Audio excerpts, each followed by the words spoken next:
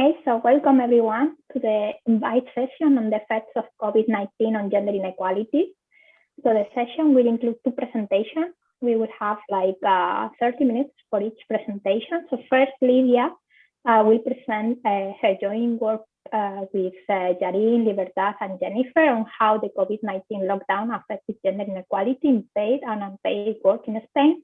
And next, Sonia will present her joint work with Clement on gender inequality in COVID-19 times, in this case, evidence from UK. After each talk, we will have some minutes for questions and also at the end, general discussion. But before that, please let me briefly introduce our speakers. So first, Lydia holds a PhD in economics from the European University Institute. She's associate professor at the Universidad de Barcelona. She's also the vice president of COSME, and let me say that COSME is the Committee of the Situation of Women in Economics, and it's super important, particular for me. She has published her work in international academic journals like Journal of Public Economics, the Journal of Development Economics, Economica, Labor Economics, among others.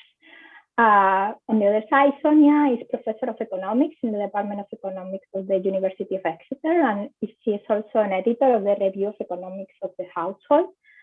She holds a PhD in economics from the University of Chicago, and she has also published extensively in journals such as the Journal of Political Economy, the Journal of the European Economic Association, the Journal of Applied Econometrics, Review of Economics of the Household, also Bulletin of Economics and Statistics, among others. So I'm extremely happy of having the two of them here today. They are great researchers, they are fantastic colleagues, and they are terrific role models for the students that I know that we have around. So I have to say that thanks again for accepting our invitation. Let me also remind to the participants that please you can use the chat to reach your comments or questions, and I will read them at the end of each of the talk, or if I see that they are more like general comments, I will leave them, a selection of them towards the end, okay? So this is the plan, and now Lydia, you have the floor. Okay, let me first make sure that I can share the screens and that the slides. Okay, here. Okay, can you see them? Yeah, perfectly. Yes. Okay, so Laura, thank you very much for the invitation. It's a great pleasure to be here virtually today. Sharing the floor with Sonia, so I'm very happy and thank you for the introduction. As you said, I'm going to be talking about the effect of COVID on gender inequality in terms of paid and unpaid work, and I'm going to be using evidence for Spain. So basically, in this talk today, I'm going to be summarizing my work. Oops, sorry. Let me minimize it. Okay, I'm going to be summarizing my work in two recent pieces that I have published. One as a working paper at the ICA with Yarin Fawords, Libertad Gonzalez, and Jennifer Graves. And the second that will be published soon by the Observatorio Social La Caixa, that is joint work with Libertad Gonzalez. And that's what I'm going to be doing today. Okay, so there is something in the chat, but I'm not, okay, sorry. Sorry. Yeah, just a second, yeah. Okay, now better. Okay, so what we're doing here is to document the impact of the pandemic crisis on the labor market and also on the distribution of paid and unpaid work within households. In here, we are going to be using our own data that we collected. Well, we designed the survey, and a market research firm collected the data, Ipsos. So we ran this survey through the internet on a representative sample during lockdown in May 2020, the first wave, and the second wave post-lockdown in November, December 2020. Okay, and we are going to be interviewing or collecting information on individuals aged 24 to 55 years old. Okay, so let me briefly summarize our main results. So we do find a large negative impact on employment during lockdown, that is the second quarter in 2020. This impact is similar for men and women.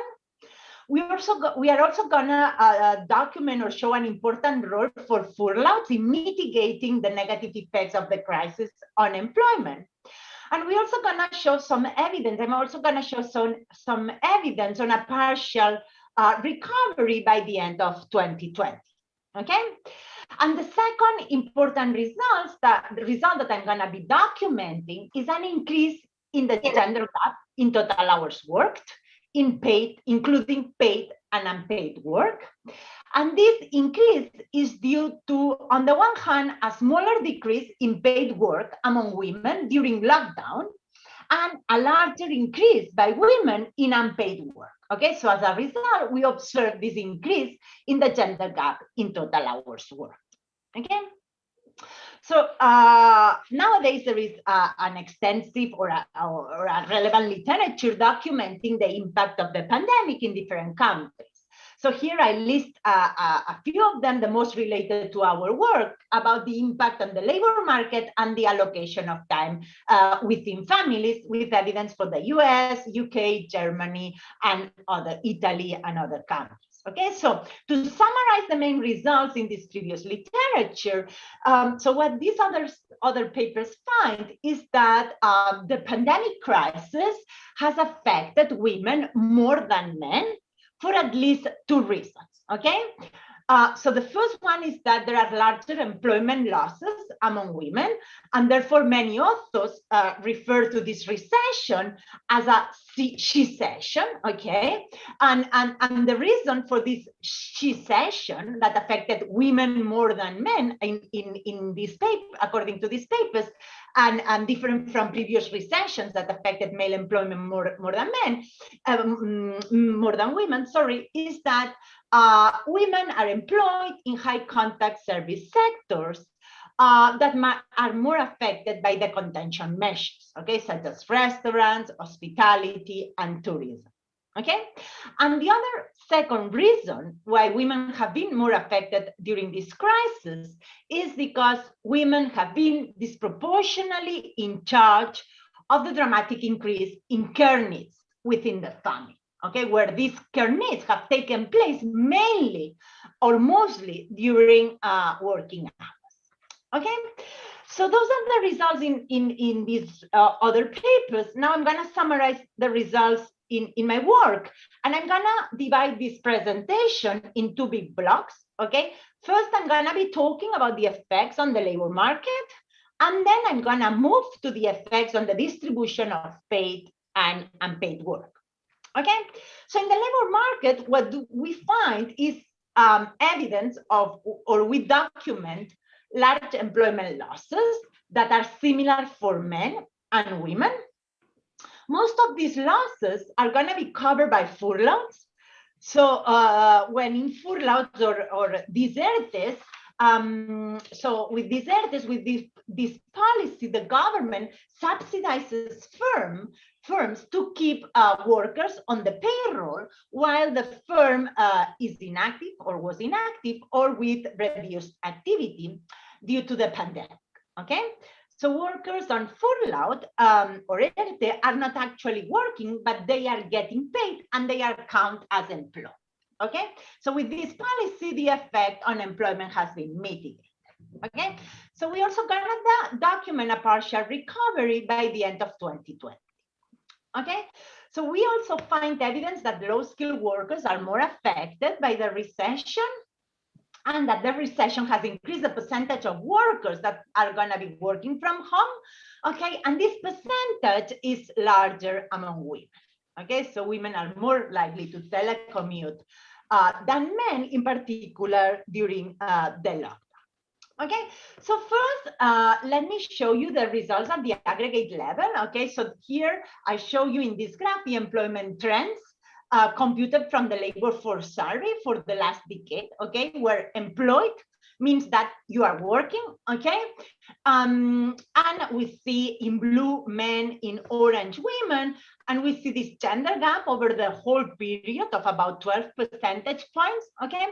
We also see the drop due to the recession, okay, and the partial recovery afterwards, okay? This is the lockdown, the second quarter 2020, okay? And what we also see from here is that the magnitude of the drop is similar for both men and women, okay? So in this graph, I also want to show you the mitigating effect of the furloughs, okay? So the solid line without dots is the employment rates where employed workers are defined as being worker or furloughed, okay? So in here, we can see that the drop in employment with this definition is much smaller, okay? And again, a similar magnitude. So this is data from the labor force survey, but we can also replicate or investigate or assess the impact of the lockdown in our own collected data, okay? So in doing so, we first focus on the first wave, okay? So in this first wave, we collect first retrospective information before the lockdown, okay? So we ask respondents about their situation just before the lockdown by mid-March, okay? And also we have information on real time, okay? So real-time data during lockdown collected in May 2020, okay?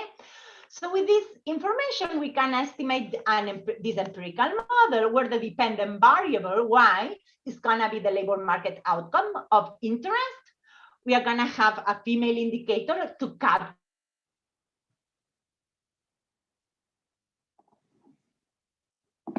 during lockdown, and then the interaction of the gender dummy and the lockdown indicator, okay, that estimates, okay, the presence of any differential effect of the effect of the lockdown, okay?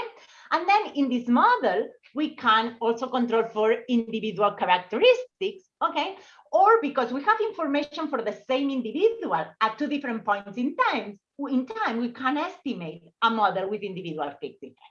Okay, so I'm gonna jump to the results. So here I have I'll show you 6 columns. In the 2 first columns, the dependent variable is whether the individual is working. In the 3rd and 4th column is whether the individual is working or furloughed. And in the last 2 columns is whether the individual is working outside the house. Okay, so if we look at the probability of being working, first we see this gender gap pre-lockdown. We also see the negative effect of the lockdown on the probability of being working, okay, that decreases about 25 percentage points, okay, but we see that there is no gender asymmetry in the probability of being working related to the lockdown, okay. When we move to furloughs, okay, and the results are pretty similar when we estimate a model with and without fixed effects, okay? So now here, so here the dependent variable takes value 1 if the individual is working or furloughed, okay? So here we see a much smaller effect, okay? So we see the mitigating effect of this policy and also a gender neutral effect, okay? So when we look at the probability of working outside the house among those who are working, okay, so we see that this probability substantially decreases during lockdown, okay, and more so for women, okay. So here we do find a gender asymmetry, okay. So we can also, with our data, we can also see which is the situation post-lockdown, okay, and post-lockdown for us is November, December 2020. Okay, so now we are going to compare the situation just before the lockdown with the situation in November and December. Okay, we are going to be estimating the same model, but here the indicator is the time indicator is a post-lockdown indicator. Okay, so here we are going to be using wave 1 and wave 2. But because not all individuals in wave 1 are interviewing wave 2, we cannot estimate a model with individual fixed effect, and we are gonna estimate a model that controls for individual characteristics, okay? So here are the results. I first show you the results that I just presented, okay? This is the effects related to the lockdown on working or furloughed, and working outside, okay? And here I show you the results for related to the post-lockdown, Okay, so we see that the effect on the probability of being working is much smaller. Okay, so the probability, we also see a smaller effect when the dependent variable is whether you are working or furloughed. Okay, and still we see after the lockdown a substantial percentage of workers that work from home. Okay, but this percentage has decreased, and now we do not find any gender asymmetry. Okay. So, summarizing the results on the labor market, what we find is an important negative effect on employment, that it's gender neutral and has been mitigated by furloughs, okay, and an increase in the probability of working from home that is much, or that it's larger for women, okay? So now we move to the effects on the distribution of paid and unpaid work. Okay, and with our data, differently from the existing data sets, the official data sets, we have not only information about weekly hours devoted to paid work, but we also have information on weekly hours in domestic work and childcare. Okay, and also for individuals who live with a partner, we also ask them about the distribution of tasks between partners. Okay. So for families with kids, the pandemic represented an unprecedented increase in childcare and domestic chores. Okay, so in Spain during lockdown, schools were closed, and there was no possibility to outsource domestic services. Okay, but after the lockdown, okay, in November, December, that is the second period when we collect data, restrictions were still important. Okay, so schools reopened in September 2020, but for instance, after school activities were still limited, okay, outsourcing was also limited, okay, so restaurants were closed for many weeks, and also important, childcare by grandparents was strongly discouraged, okay? So we are gonna investigate the impact of the pandemic on the distribution of paid and unpaid work, focusing on heterosexual couples with children younger than 17, because in these couples, we can analyze the distributional impact of the pandemic across both genders, okay? And with this slide, I summarize in words our main findings, and then I'll show you graphs and coefficients, okay? So what we have is that before lockdown, women devoted more time than men to unpaid work and less to paid work. So on average, unpaid work represented 63% of the weekly hours worked by women. During lockdown, both men and women increased their time in unpaid work, women by more, and decreased their time in paid work, women by less. Okay, so as a result, we are going to document an increase in the gender gap in total hours worked per week, including paid and unpaid work. And this gap is going to be of 16 hours. Okay. After lockdown, both men and women recovered their pre-lockdown time in paid work, but women are still, or were still doing more unpaid work. Okay. So as a result, this increase in the gender gap in total hours that we observed during lockdown persisted at least during or in November and December. Okay, so let me show you these results with graphs. Okay, so to the left, we have men, and on the right, we have women. Okay, so we see that men devote more time to paid work in yellow than women, and that women devote more time to unpaid work, domestic chores in orange, and childcare in green. Okay, so as a result, what we see is a gender gap of 10 hours in the total number of hours worked per week. Okay, the gray bar includes both paid and unpaid work. Okay, so during lockdown, both men and women decreased their time in paid work, okay, women by less than men, and increased their time in unpaid work, okay, women by more, okay. As a result, the gender gap that before in total hours, that was 10 hours per week before, becomes increases to 16 hours, okay, as a result of this change.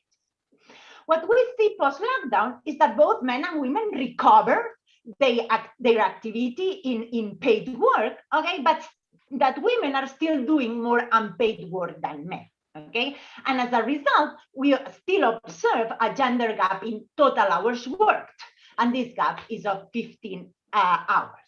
Okay, so we use regressions to document whether these changes are statistically significant. Okay, and here I'm showing you the coefficients of a model that is the same that we estimated before, but here the dependent variable is hours per week devoted to the different activities. Okay, so first we have paid work, then unpaid work, domestic chores and childcare, and the last column is total hours per week devoted to paid and unpaid work.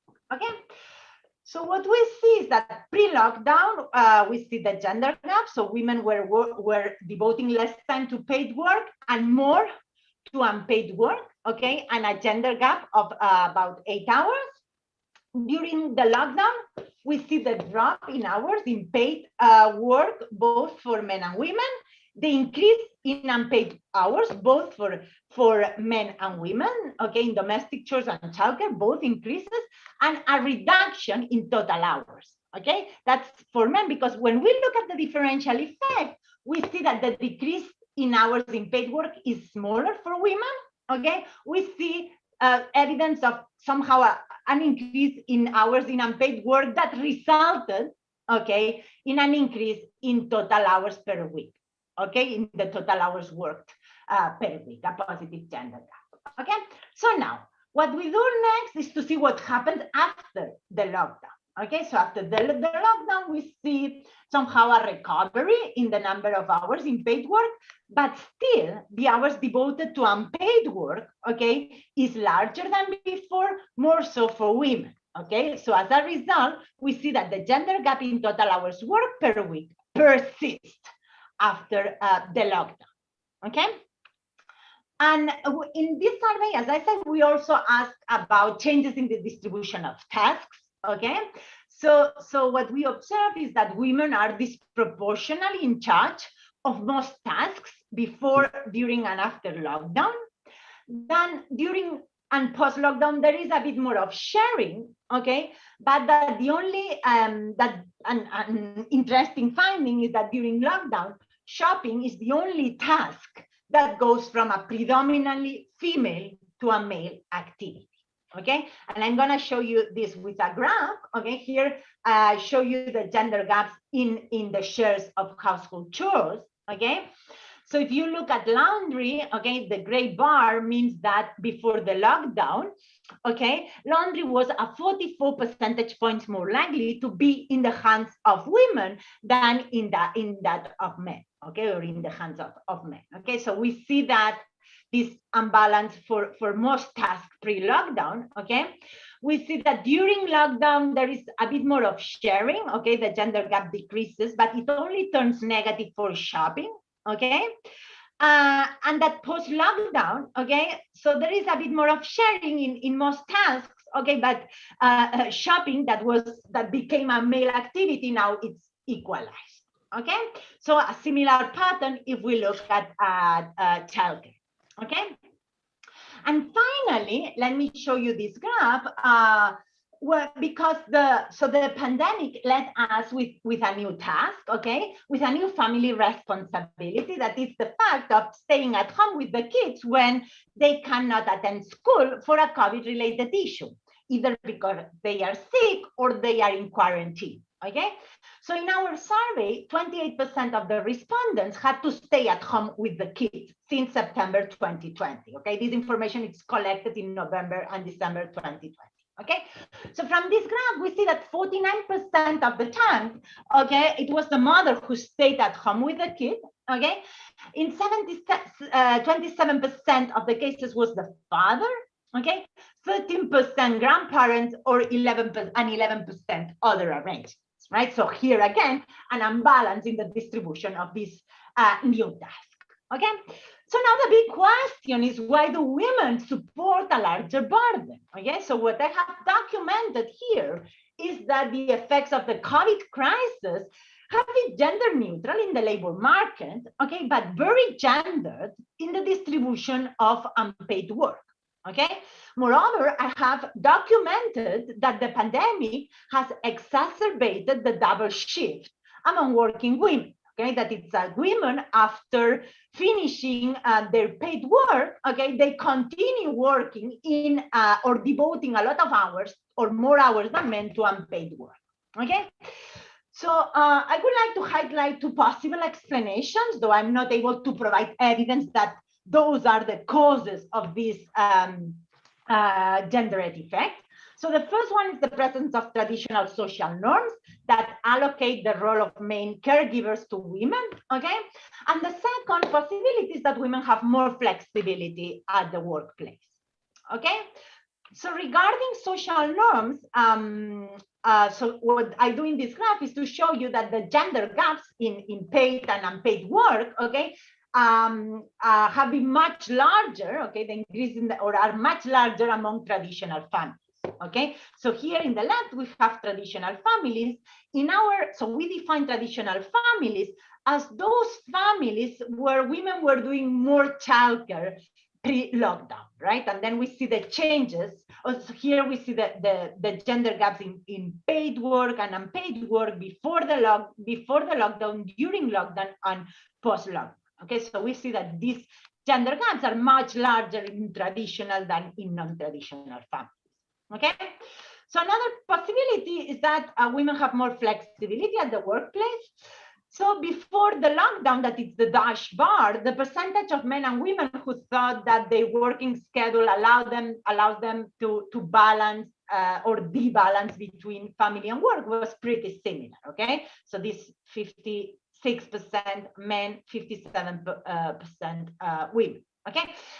After lockdown, okay, the percentage of women who think that their working schedule allows them to balance between family and work is much larger.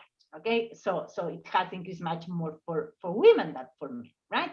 So I really think that we need to continue exploring the impact of workplace flexibility on gender inequality, because I suspect that it may not all be positive, okay, in particular in the long run, okay?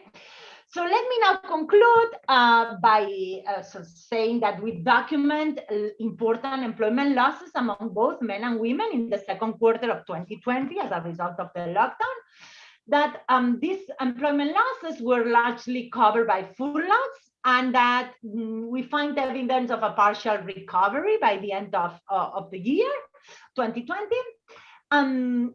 Second result is that we document that childcare and housework fell disproportionately on women, even though men slightly increased their participation during lockdown, and that I provide evidence that the pandemic has exacerbated the double shift among working women.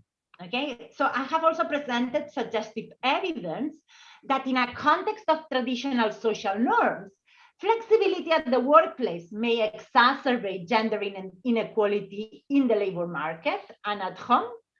And therefore, I think that it's urgent to implement policies to revert the increased specialization of women in home production resulting from the pandemic. And some suggestions are, for example, we need to work on regulating telecommuting. We need to adjust working schedules to school schedules. We need to entitle leave of absence to take care of sick children, both to men and women. And of course, we need high quality and universal childcare. And this is all. Thank you very much. Fantastic in terms of timing, fantastic in terms of content. So thanks a lot, Lydia. So I don't see like specific questions from the chat. I just want to make one point, and then I will give the floor to Sonia, because the remaining question is something that could be general for the two of you. But the specific one that I want to ask, even that it could be specific to the Spanish case, is that something that I think that probably it was not, even me, I was not so aware of that, is that so we're completely lacking measures of unpaid work in the official statistics.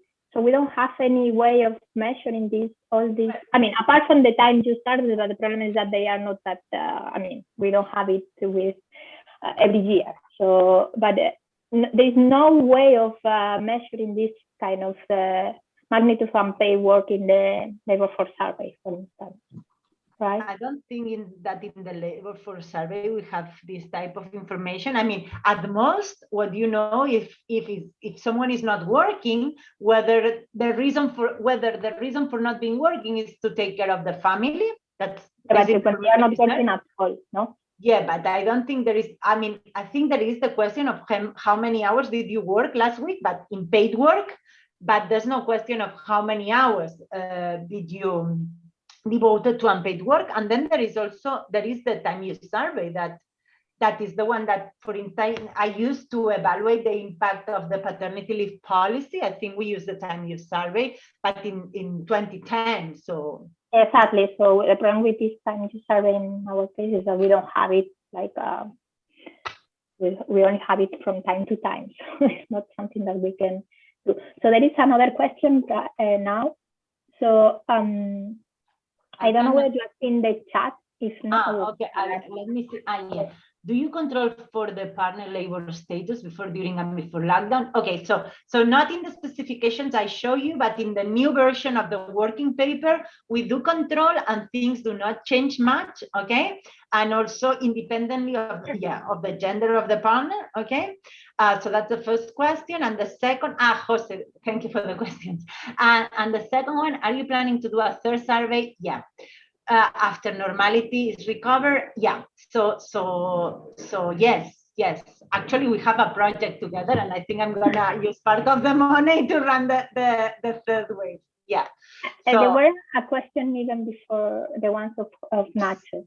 So the Maria Angeles also put a question before those in the chat. Maria Angeles. I can read. The situation also reminds me to the doing gender perspective, meaning that women who are lucky enough to keep their job thanks to the telework or because work in the public sector may tend to compensate their partners for their good luck. This would be difficult to measure though. Well, I mean, at some point we did something controlling by whether by teleworking and the working state. So for sure we have the working status of the partner in one of the specifications in the new version, but I think that we give up with this specification of controlling for teleworking, because there was also the working status and there were things affecting both the extensive margin and so but we can think about it. I'll write it down. Thank you.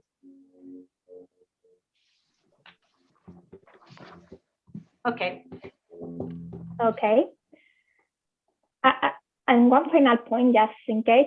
So something that I think that it was just in the part of the suggestive evidence, but I think that in principle, I guess it's something that you can measure in your data. So are you also asking people about wages, no, or earnings, or whether the wages that they have or something? Because I was thinking, I mean, in terms of the very last points, in terms of the, I mean, this kind of trap of the flexibility, the telework in general and all of that, I can imagine that the gender gap on those kind of occupations could be indeed maybe not that big, but where there are really huge gender wage gap are in occupation that requires a lot of availability and working longer hours. At least in the US, this is the case. This is the smoking gun story of Claudia Golding.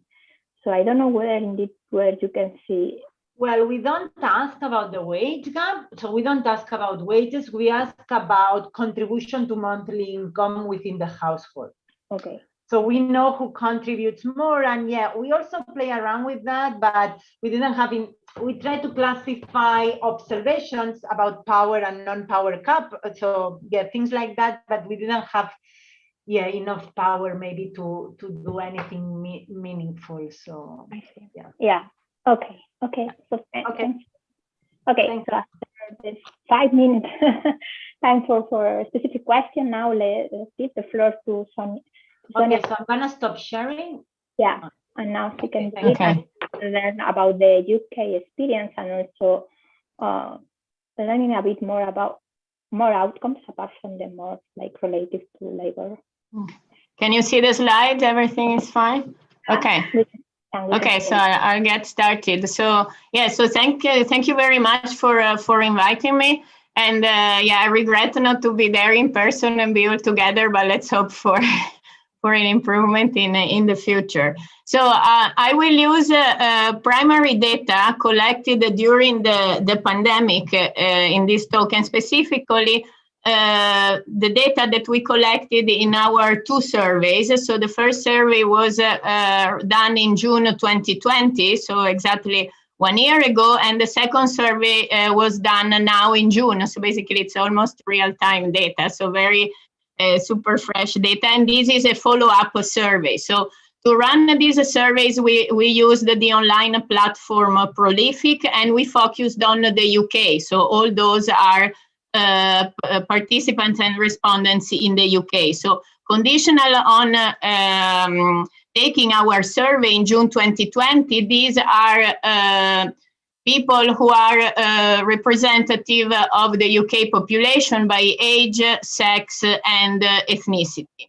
So, and then June 2021 is a follow-up. So we have a short panel. We follow the same people over time. And actually the response rate is quite high. I will tell you about it later. So then we also, just to make sure, I mean, we do many checks to see whether the samples are reliable or not. We can also compare the June 2020 to the Understanding Society surveys about COVID in the UK, just to make sure exactly that the sample is reliable. So I will talk about gender inequality along several dimensions, and let's bear in mind that it's still work in progress, especially the part about analyzing the data from this June, so from a few weeks ago. So these are still preliminary findings. So of course there are plenty of surveys that have been made since the start of the pandemic. So this survey, again, it's made on Prolific. The good thing is that we made the data publicly available. So if you go here, both the questionnaire and the actual data are available. So if you have, I don't know, students that are interested in seeing how a survey is made, or also that they want to run regressions and consider some aspects of differences by gender, or we have like various types of variables and questions, so you can actually use the data. We had also had the question about donations to charities, like an NHS charity, like the public healthcare provider here, and the food bank, and we also, so the respondents also donated some money both last year and this year, so we were happy that we also made them, I mean, there is also this charity donation. So just like to get started, then there is more information on the paper using the data from 2020. This is just showing average characteristics of in our sample by gender, since everything will be about gender inequality in my talk and in this analysis. So just to see that basically how our respondents are at baseline. So we have ethnicity, we have age, so they are quite similar, let's say men and women. We have location of residence, we have also urban versus rural, we have various detailed information about their education, household composition, employment. Here we find, like some of the patterns we have already seen and discussed also in other papers. We have we ask about the respondents' total income. Not surprising for women, it is lower, and we would get in terms of total income a 10% gender gap. The Office for National Statistics reports a gender pay gap of 17% for the year 2019. So in that sense, at least we are similar ballpark measures. And for all basically the checks we have done, they seem quite reliable data. So this data from prolific. We have also compared them as an initial benchmark to the COVID surveys that have been run by the Understanding Society, that is the main panel survey in the UK. And here I just put some comparisons. So this is BIDCOF, with our acronym for our survey, and this is like the Understanding Society surveys. And we can tell that, for example, there is no difference in terms of gender prevalence. Our respondents are slightly younger, maybe just slightly more likely to be in London, but in a sense they are, all the geographical areas are represented. And then here we check about employment, so they are slightly more likely to be employed and more likely to feel lonely. So just to see, because here, I didn't put the number of observations, so I think we have it here. So in our baseline in June 2020, the respondents are 1,461. So, they are 1/10 of the COVID studies by the Understanding Society, but still quite a good sample for a survey. And we have more than 1,000 people followed up this year, this June. So it's actually a very good turnout. So which gender, when we think of COVID-19 pandemic, and we think about the gender, what could we think about? So actually of differences or gender differences arising during the pandemic, we can actually think of many dimensions. So some they can be related to health, differences in mortality between men and women, or comorbidities or longer COVID, differences in the impact of school closure or of lockdown, fractions of key workers or healthcare workers that are different among male and female workers, and of course a fraction of workers in, for example, the hospitality industry that has been heavily affected. So here it is just to say that there is a potential for gender inequalities created by the pandemic along many dimensions. So in this, in our analysis, what do we focus on? So we consider these outcomes, and here in this talk I will consider the first. I will talk about the first four. So we have mental health. So we were interested in seeing exactly how women cope. We have been coping with the pandemic and during the pandemic. So if there have been inequalities in mental health and well-being. We were also interested, so not only mental health, but in any case it's very important, but also in understanding if men and women have different concerns and worries due to the pandemic in terms of how they perceive the virus. So how contagious they think it is, how worried they are in terms of health, and also how worried they are about the effect of the pandemic in the economy. We also collected data about the time allocation in the market and in household production, and that we have charity giving, but not here. I will not talk about that. So in the paper, it is we have information for 2020. The 2021 we didn't look at it yet. So just to make sure we have a timeline, because of course every country is different also in terms of what happened when, and also placing our surveys.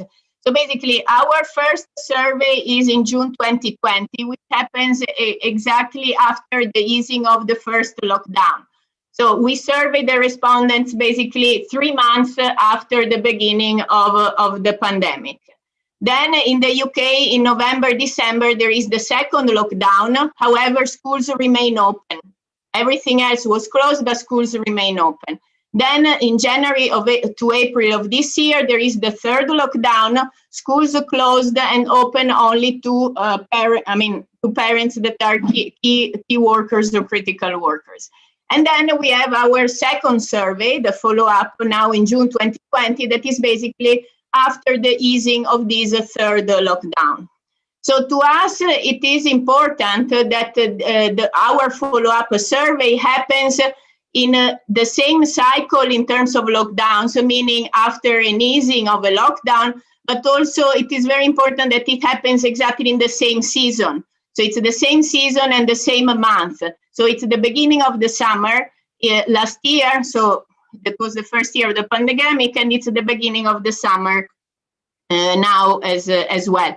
And again, in this follow-up, we have more than 1,000 respondents in this survey. So it is 72% of people surveyed last June. We have them also here. So it's actually a great, I mean, at least we believe it is a great turnout and a very good short panel in terms of the follow-up.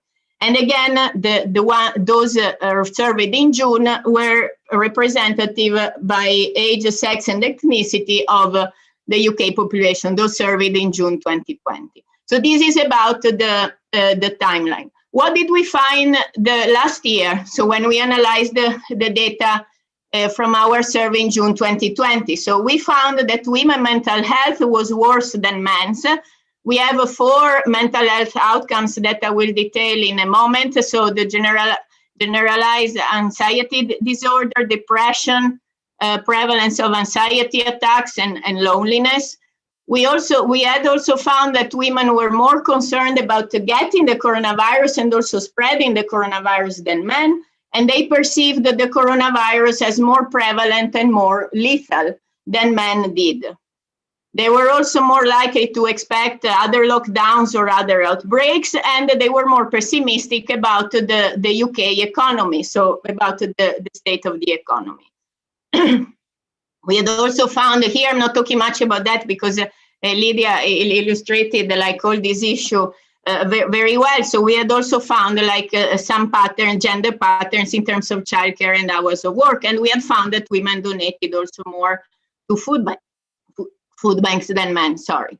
So we had to try to see if we could explain basically this gender inequality in mental health, but also in these concerns using a rich set of controls, but these gaps were still there. It seems that this gender gap in mental health was at least only partially explained by these concerns, health concerns related to the coronavirus.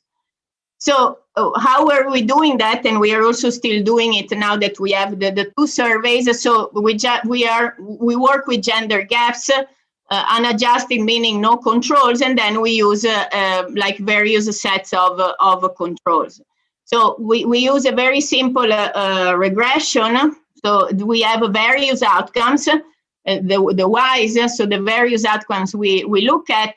And then we have a dummy for female. Now that we also have the follow-up survey, so we have this short panel, we also cluster by individual, because of course in the follow-up there are the same individuals as in the survey last year, and we also add a dummy wave. So whether it is wave 1 last year or our wave 2 this year, and then if we have controls, then we add a vector of controls. We have various sets to try to understand if these gaps can be explained away or not by controls. So this would be like the standard ones. We have ethnicity, we have age indicators, we have location indicators, whether urban or rural, education, whether you're living with a partner or not, whether you're living with other people, the log of income the previous year, and then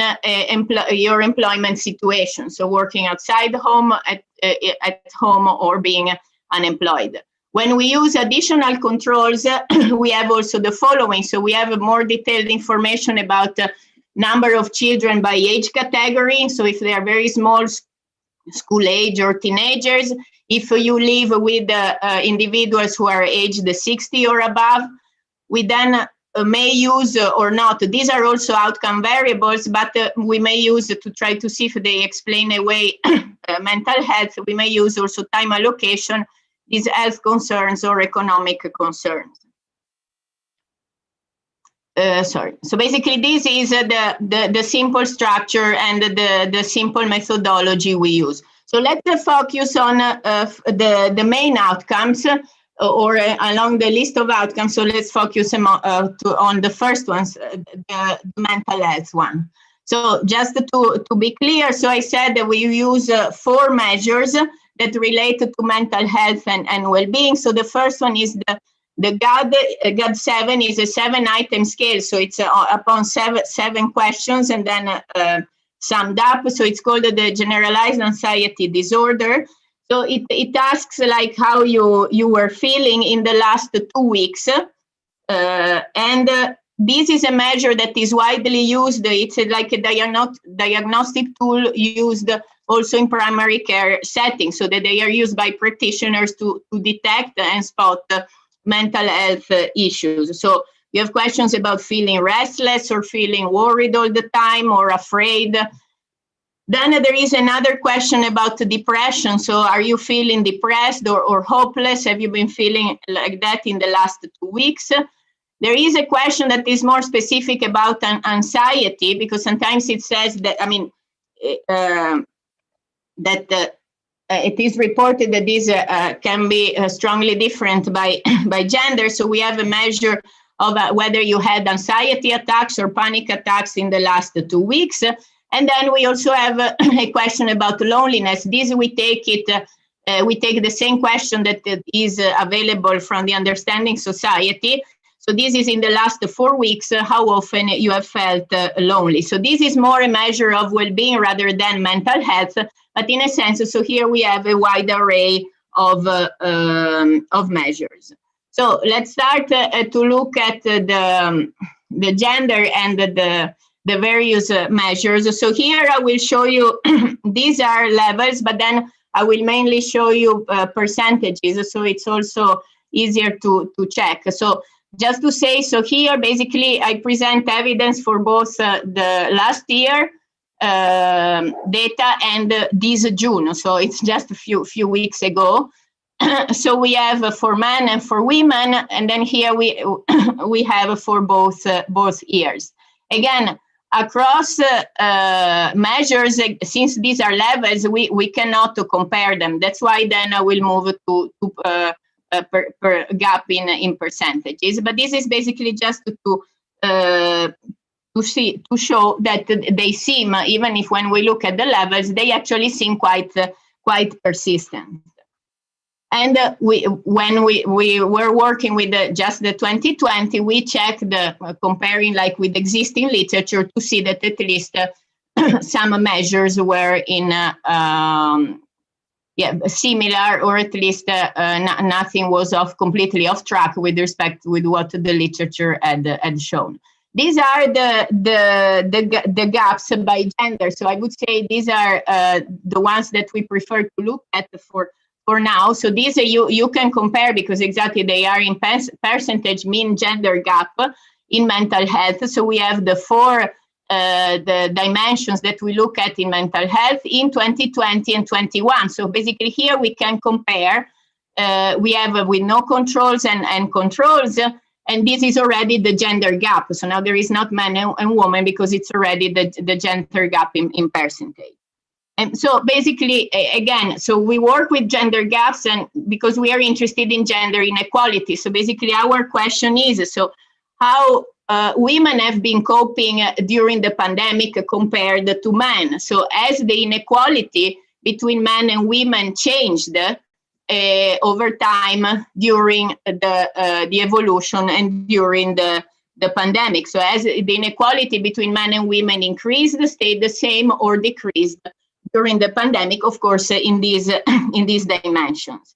And so when we look at these various metrics used here for mental health, for anxiety, we see that there is a smaller gap, but otherwise, in any case, for all 4 of them, the gender gap, so these inequalities in mental health, are persistent over time. So let's remember that this is basically 12 months apart. So exactly in the same season, 12 months later. So it's 12 months later and 2 lockdowns later. So in a sense, we could think that there could be, I don't know, adjustment or people just also adjust to bad things in life, which partially may be true, but actually I mean, when we saw this, we found it quite interesting that actually there is a lot of persistence, in all the measures. And again, these are the same people. So it's not like two cross sections. So these are the same people, the same men and the same women in June 2020, and they are the same men and the same women in June 2021. So then let's move to the concerns. So these are health-related concerns, and basically the steps are the same. So again, we ask about how concerned you are about getting the coronavirus, how concerned you are about spreading it, and then how many people do you think in your town or in your village per 100 people, how many people you think have the coronavirus, and if they have it, how many people you think will die of a coronavirus. So we have these various dimensions because we wanted to see if basically one of the issues with gender inequalities in well-being is also that women may be more worried or more concerned about the pandemic. So we are all living it, but we may have a different perception. So these are the levels, but again, let's, if you don't mind, let's consider the percentages. So these are also comparable across various dimensions, and hopefully it's clearer. So again, we run regressions with and without controls. So this does not make much difference. Again, the first two bars are always 2020, and the one on the right, they are 2021. So hopefully it is visually easy to basically make a comparison to understand if these gender inequalities in concerns has gone better or worse. And here too, we see that also these concerns about getting the coronavirus or spreading the coronavirus, they are quite persistent. So let's remember that in the UK, the vaccination campaign, at least until now, has been going very well. So there are many, the percentage of adults that are already vaccinated or fully vaccinated has been pretty high already for a few months. But still, we can see that the gender gap in health concerns about getting COVID and or spreading it actually is quite persistent. And also, if we look at the prevalence, so the perception of the virus by gender in terms of how prevalent it is around you or how lethal it is, actually not only the gap persisted, but it actually slightly increased. So again, here too, it seems like that these gender gaps in how you perceive the coronavirus. So we all live, so men and women here are all here in our service in the UK, so they are exposed to the same pieces of news, so the same data, but it seems like even again after 12 months and 2 more lockdowns, that these gender gaps, these inequalities in health concerns, they are persistent, or they may even be increasing. So we have all been living in the pandemic for over a year. Then we considered also economic concerns. So these were health concerns related to COVID, also because there is evidence that men and women may have a different relationship with health. So that's why we thought about considering these health issues related to the coronavirus. But then, of course, there are also concerns about the economy, which definitely do affect well-being. So then we considered economic concerns. We had also asked about, especially last year or so now, whether you think there will be another lockdown or another outbreak. But then let's say let's focus more on this, so on the unemployment rate. So here what we do is that we ask the respondents. So first we provide them with the definition of the unemployment rate. We give them an example, so a simple definition. We give them an example, and we also benchmark it because we tell them the unemployment rate in March of the current year.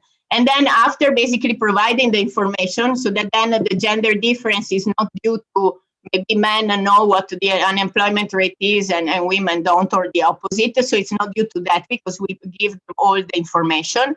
Then we ask, what do you think it will be the unemployment rate this month, and 6 months from now, and 12 months from now? So we use these questions then as a measure for basically how worried you are about the economy, or about how easy or not it is to have a job, or to keep your job, or to find a job. So these are the ones that we call economic concerns. Again, these are the levels. So here, when we have the levels, here we have men and women, again, June 2020 and then June 2021. So again, in levels, okay, these are the unemployment rates. So if we compare these three, in this case, since it was the same interval, they are comparable, but still I prefer to go, sorry, to the percentages. So hopefully this is more visual. And here as well, what we see is that for whether you believe that there will be another lockdown or another COVID-19 outbreak. So there is a slight decrease, but the gender gap is still there. Very interesting, at least from our point of view, are the findings about the unemployment rate. So we had found already in June of 2020 that there was a gender gap in these economic concerns. So women thought basically that the unemployment rate would be higher. So more concerned about the economy. Here, in June 2021, again, after these men and women experienced 12 more months of living with the coronavirus and 2 lockdowns more after, we actually see that not only the gender gap is persistent, but the women's perception of unemployment rate is actually increasing. So again, we thought last year we had captured like something interesting in terms of a different perception in terms of the state of the economy, which is definitely not surprising. Also, given, for example, the analysis by Lydia and also many others that have looked at the effects on the labor market and how uneven it has been by gender. But we were, I mean, if not surprised, but we noticed the fact that it is so persistent after a year, after 12 months and living with the pandemic. So then we also checked like we measured the time allocation. So we asked about hours of work, hours of childcare, hours of housework, and hours of caring for disabled or older people. These were asked in terms of weekly hours. So if we look at the levels, again, here we are including the zeros. So everyone is here, and those who are not working or not doing an activity, they have 0. So again, June 2020, men, women, and then we have June 2021. So men work slightly more than women, and then we have these different levels in terms of childcare and housework. There is not no difference in terms of caring hours if you have like somebody disabled or elderly in your house. Again, let's look at the percentage differences. So this gender gap. Again, zeros are included. So here it just shows that men work more than women. And we also see here that these differences, these gaps in hours of childcare and housework are persistent. So again, 12 months later, we are in the same season, almost the end of the school year, not yet, because here the school year ends in July. So children are still in school. Most of them. So we see and we observe that there is still a persistent gap. Now, just basically, I will show you the last piece of evidence I've prepared for today. So basically, one of the issues, and so we have a wide array of measures, and they all point basically. So we have 4 measures of mental health. We have economic concerns and various health concerns measures. Related to COVID, so how men and women perceive the COVID-19 pandemic differently. And basically we find, so the picture we have is a persistence. So these gender gaps, this gender inequality is in mental health, in well-being, and also in various concerns is persistent. Here we also see that in terms of time allocation, as far as we could do here, we also find that this seems a persistent situation. So now what we wanted to do, of course, these are just a correlation, but we wanted to see if we could explain these sizable and very significant gaps in terms of different characteristics of these men and women, or also in terms of the various activities that they do. So, for instance, apart from like the characteristics, but also could we explain like this inequality in mental health simply by saying that it is due to these different health concerns, this different prevalence in health concerns, or these economic concerns, or could we say that this gender gap in mental health is all due to what we see here, so to the fact that women have to do much more childcare and housework. So again, it's a correlations here. I mean, in almost anything in this literature, you do causal analysis, but at least that's what we tried to do. So here, basically, we have our 4. So now we go back to our 4 mental health metrics. So again, we have this generalized anxiety disorder metric. Then we have our depression measure, anxiety measure, and then loneliness. And then what we do is we try to see if we can explain the gender gap in each of these measures of mental health and well-being at large by using various enriched controls, and then also what happens if we control for time allocation and for health concerns and economic concerns. So again, so let's see if this sizable gender gap can be explained away by these by different characteristics or by these other dimensions. And the interesting thing here is that when we start adding controls, so we have the first type of specification with the standard demographics, then we add the additional controls, and we see that for any measure there is no change. So this gender inequality in mental health is still there. The interesting thing is that when we control for time allocation, so here we are controlling for hours of work, hours in childcare, doing childcare, and hours during housework, we actually do not find much difference. So at least as far as we can tell here, we cannot explain this gender gap in mental health. So the fact that women are faring more poorly than men in terms of well-being cannot be explained by time allocation, at least as we measure it here in terms of weekly hours.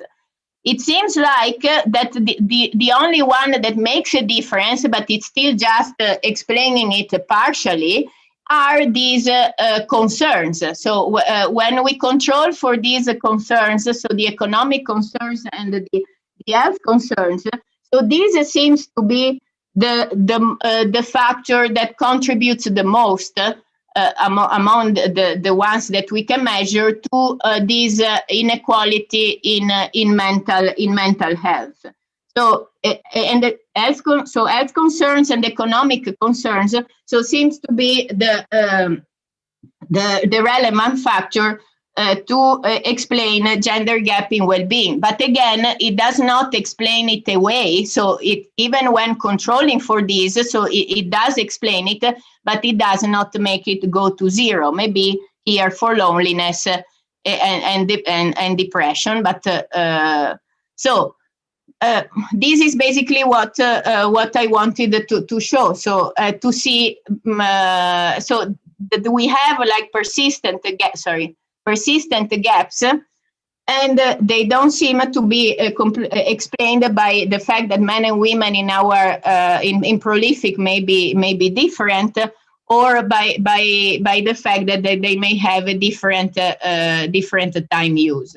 So just to conclude, so it's still work in progress. So we believe that the strong points of our studies, of our analysis, is that we cover multiple dimensions.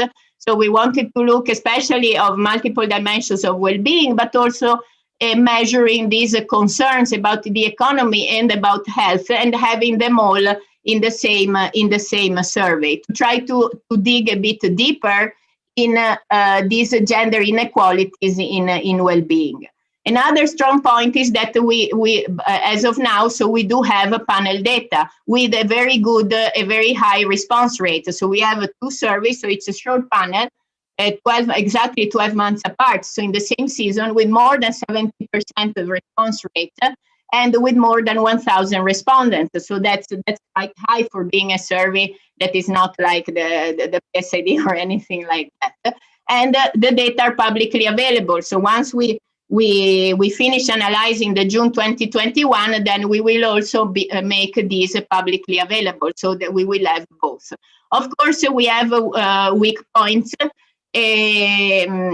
Also, of course, the fact that we had a given time limit in terms of questions that we could insert in the survey, and that it is covering multiple dimensions. So of course we didn't we cannot focus specifically on some labor questions, for instance. So we don't have many questions about furlough. So we only have whether you have been furloughed or not. And of course, so we cannot go deeper in other aspects. And with these are prolific respondents. So there is Amazon Mechanical Turk, and there is a prolific. So there it's more than about like the assessment, everyone's assessment in terms of whether they are a good sample of or not. So the main, if there is a bottom line here, is that basically gender gaps are actually persistent over time. I was a bit surprised because, again, we have been living with this pandemic for a long time, 2 more lockdowns, but exactly 12 months later and 2 lockdowns later, they are there. So I believe that after so much time and with this persistence, that it would be good if the gender dimension of the coronavirus would start to be dealt with by policymakers, because as of now, at least in the UK, there has not been any measure or any attempt or approach to try to not only acknowledge, but to try to basically take steps toward the fact that the COVID pandemic has affected differently men and women in many dimensions, the labor market, but also health-wise and in terms of mental health. So it would be good if these issues are acknowledged, investigated further, of course, but also dealt with by policymakers. So we are half of the population. There are these persistent gender gaps. So last year we just suggested that, but I have to say that, like, with this persistent 12 months later, it would be good that there is a bit more awareness, but also willingness to act upon it. Thank you. That's what I had for today. Thank you. Thanks a lot, Sonia. Thanks a lot also for the concluding remarks. I hope that they will be listened for those responsible as well. So while we wait for more comments or questions on the chat, let me ask you something, because something that I noticed as well. I mean, we have been working recently, not specifically COVID-related thing, but in a central bank, we are always like obsessed with monetary policy and with perception of inflation, expectation, and all of that. And there is also a gender gap on that, very similar to the kind of gender gap that you see in these their economic concerns. So something that I was thinking, it was like, do you know whether the size of these gender gaps that you observe in this, what they perceive is the employment rate, indeed is comparable in size to the real unemployment rate, to the gender gap in unemployment rates in the economy? Okay, yeah, that's interesting. So no, I think this we didn't check. What we checked is that basically what we just realized is that now, I mean, the unemployment rate in the UK, I mean, overall, so not men and women, but overall was going down. So we actually were a bit surprised that now that we are in a phase in which it is going down, actually this gender gap in this perception of employment rate is actually increasing. But you're right, yeah, that's a very good point. Because yes. I mean, it's last pieces, Yes, so I would say that now that since, when is it, mid-April, basically all the shops and then in May, the hotels and so on reopened. It could be that now the recent unemployment rate by gender is adjusting, but you're right that it would be good to show the actual gender gap. Yes, thank you. Yeah, that it would be good to put it in the slide and to talk about it. Yes, thank you. And then related with, I mean, follow up on that. I mean, when they I mean, the story that has been put in place to explain why the women have more pessimist expectations in terms of prices, in terms of inflation, Weber and their co-authors say that for the case of the US, because women are more in charge of shopping, not in the States any longer, but in the US. So they face more volatility of prices, and this is why they do this. So I was thinking of relating this to the new family responsibility that Lydia was putting in place. So in terms of not only for the economic concern, but also for this perception of the higher prevalence of COVID, whether the fact of whether you can see whether this indeed is more like coming from mothers, so, or for those that are taking care of sick people with a higher livelihood, whether also their own view of the prevalence of COVID is higher, because it's like no, that's interesting. Yes, taking more. When I mean, in the regressions, when we control, I mean, in the controls and additional controls, we have the information about whether they have children and also in which age range. So even when we control for that, so we would capture like those in school range or not, or younger ones, the gap does not fade away. So it seems like it's there. It's true that, like, in general, in terms of health, it apparently it isn't. It is reported that men are actually more. I mean, in terms of prevalence, there are more men that died. I mean, in terms of prevalence of COVID than women.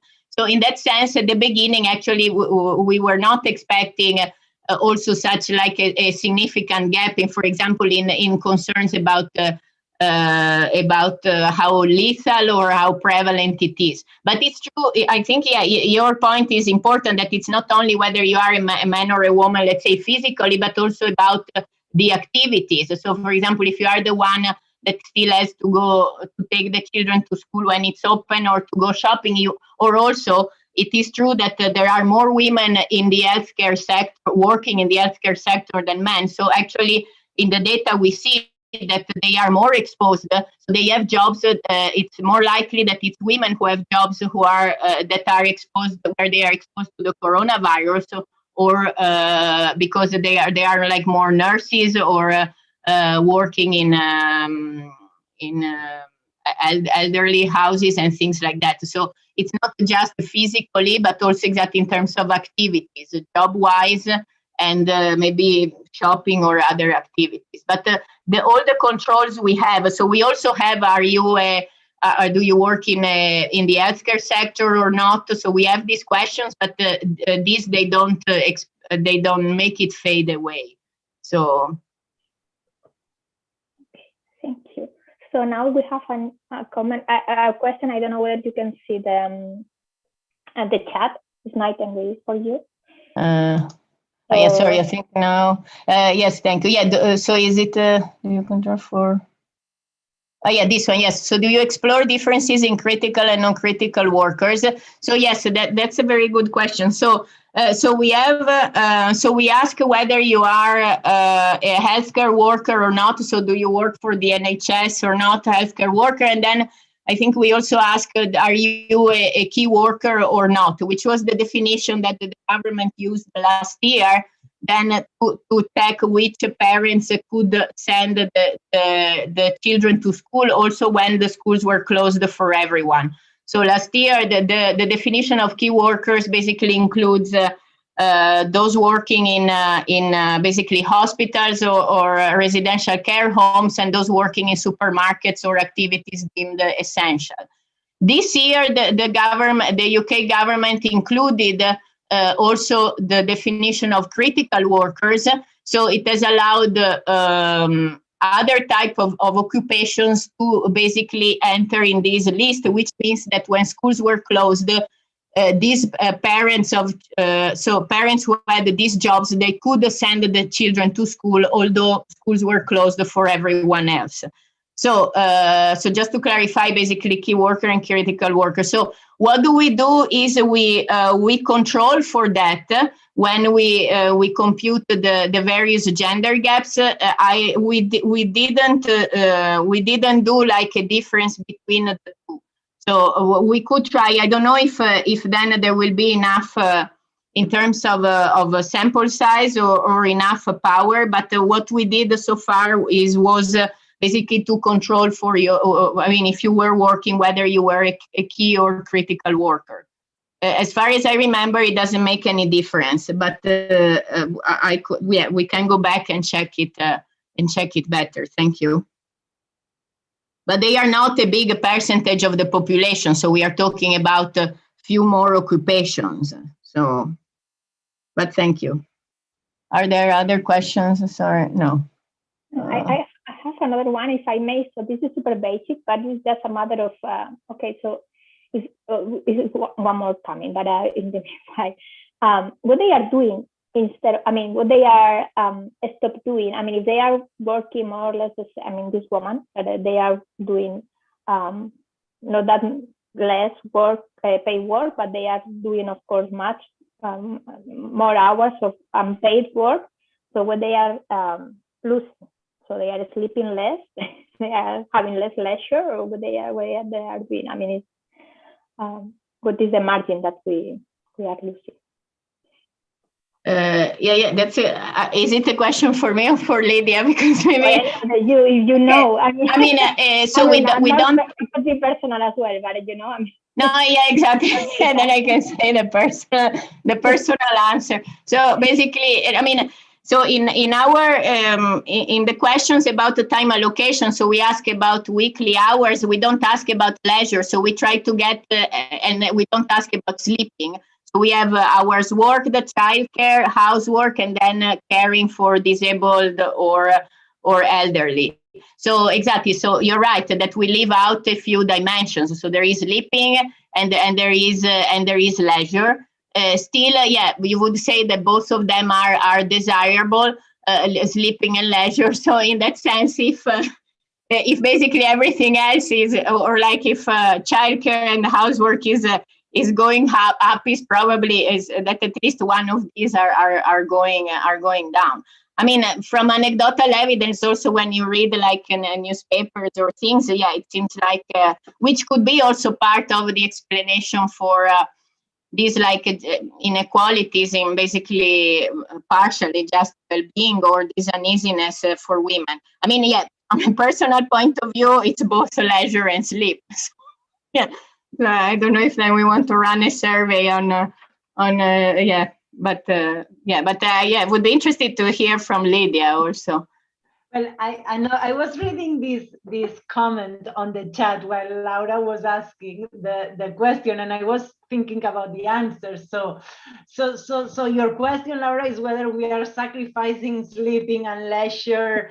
No, I mean, what margin we were sacrificing, because if you are working more or less the same in paid work, doing more from home, but still in terms of hours, that you are working less, but you are also doing more unpaid work. So there is something that has to be. Yeah, well, during lockdown, we found some evidence of a decrease in time in paid work, right? So that you were shifting from paid to unpaid.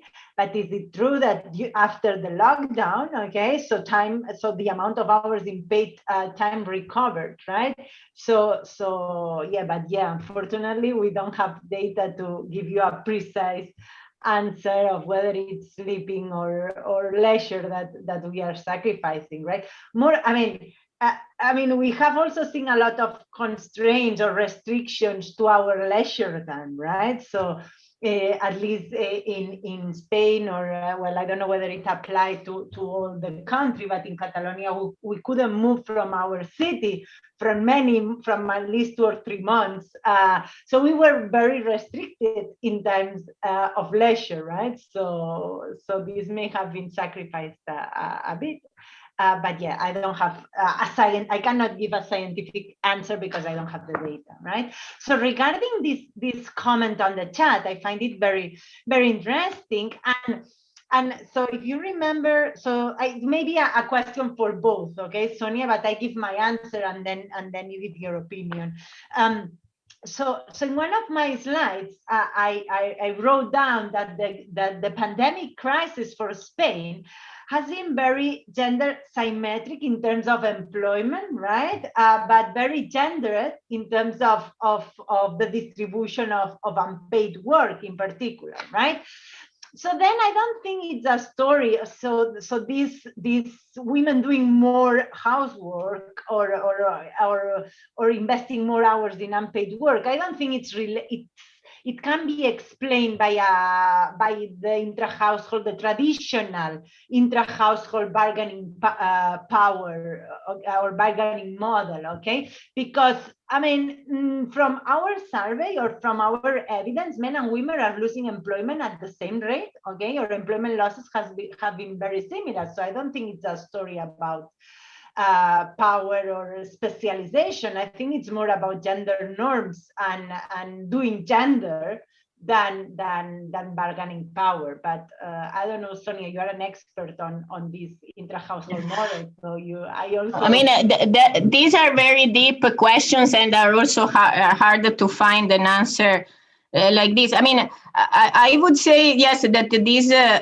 this comment about the gender norms is very relevant because, I mean, this is just my thoughts, because it could be that when basically households are there is an emergency like the pandemic has been. So when basically you are pushed to the limit, meaning basically you're pushed towards your constraints, or also pushed toward basically, so you have to reassess and completely change your time allocation, not because you wanted to, but because you are forced, like the kids are not going to school.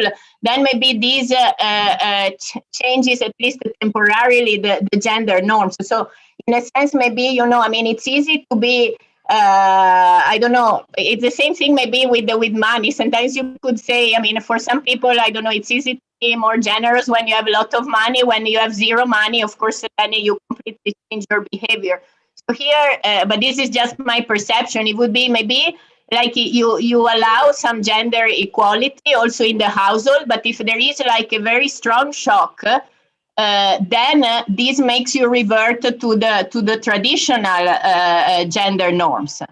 So, but I mean, I guess it's very hard then to capture it in the data.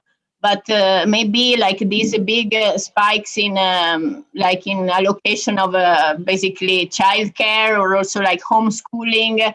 Of course, another issue is for those who are both working is wage. Because if we just think about allocation of time, then we could also think that it is efficient. If, let's say, there are two people and one earns less money per hour or has a less prestigious job, we could think just for efficiency that it makes sense that it's the one who is paid less then allocates time to do homeschooling, because in a sense, like this, the household loses less money.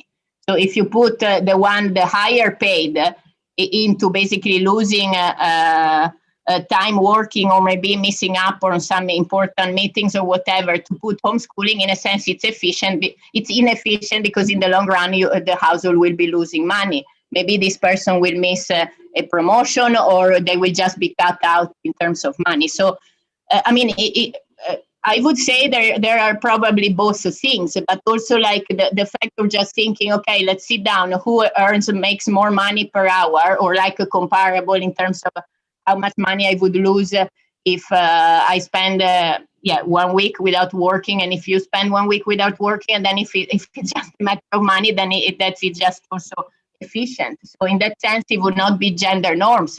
It would just be, even within like the most equal household in terms of gender roles, then it's just a matter of budget constraint and money. So, but these are very hard to capture, of course, in the data. Maybe there is a bit of both. Yeah, so it will end up being an empirical question. So I think that this is the great point to finish here. So thanks a lot to everyone for attending. Thanks, of course, to our speakers. Today was great seeing you. It was great sharing the two experiences. To everyone, hope to see you tomorrow in the new day, and also maybe we will have the opportunity tomorrow to also talk about policies, and we will see whether there is a gender dimension on that as well. Okay, so see you soon, hopefully in Barcelona. Thank you. Bye. Thank you. Bye-bye. Bye-bye. Thanks. Bye-bye. Adios.